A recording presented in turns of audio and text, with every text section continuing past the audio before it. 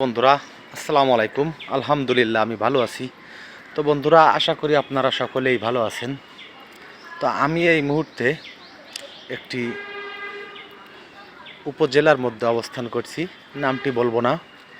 তো বন্ধুরা, অত্যন্ত চমৎকার একটি পরিবেশ দেখে আমি ভিডিও করলাম। মূলত আমার বাম পাশে একটা দিঘি, ডান পাশে একটা খেলার রাইডস দেখতে পাচ্ছেন, বাচ্চাদের সুন্দর একটু খেলার ব্যবস্থা আছে। আসলে এরকম একটি পরিবেশ দেখে আমি চিন্তা করলাম তো আমার বন্ধুদের একটু ভিডিও করে দেখাই।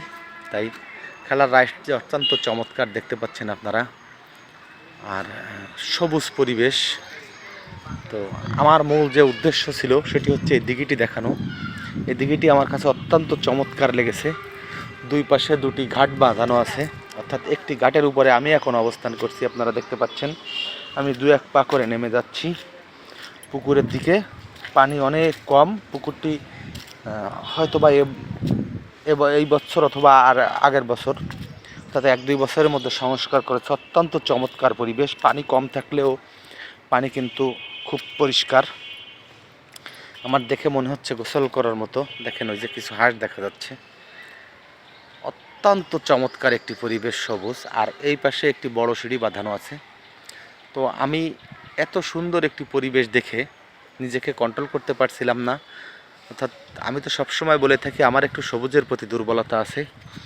অর্থাৎ এ কথা বললে আবার তো বিপদে পড়ে যাব। আমার বন্ধু জামিল আগে একদিন বলছিল সবুজের প্রতি দুর্বলতা আছে। এই কথা বলার পরে বলছিল যে দেখিস তোর দুর্বলতার কারণে মাথা ঘুরে পড়ে না যাস।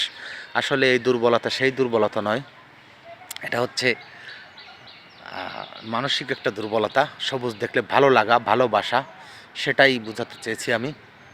আর আমি এই মুহূর্তে যেখানে দাঁড়িয়ে আছি দেখেন, চারিপাশটা খুব সবুজ, অত্যন্ত চমৎকার। এই সিঁড়িটি দেখে আমার কাছে অত্যন্ত দৃষ্টিনন্দন লেগেছে, তাই আমি আপনাদেরকে একটু দেখানোর চেষ্টা করলাম। বন্ধুরা, এত সুন্দর সবুজ পরিবেশ এই মুহূর্তে দেখানো খুব কঠিন, কারণ এটি হচ্ছে ফাল্গুন মাস। গাছের পাতা ঝরে পড়ে যাচ্ছে। কিছুদিন আগে গাছ ছিল সবুজ, এখন গাছের পাতা পড়ে দেখা গেছে যে গাছগুলো পাতাবিহীন হয়ে যাবে। আবার কিছুদিন পরে নতুন পাতা গজাবে। অত্যন্ত সুন্দর সবুজ পরিবেশ সৃষ্টি হবে। তো বন্ধুরা, আমি ভিডিওটি আর দীর্ঘায়িত করতে চাই না। আমার এই সবুজ পরিবেশের ভিডিওটি আপনাদের কাছে কেমন লাগলো সেটি কমেন্টের মাধ্যমে জানাবেন।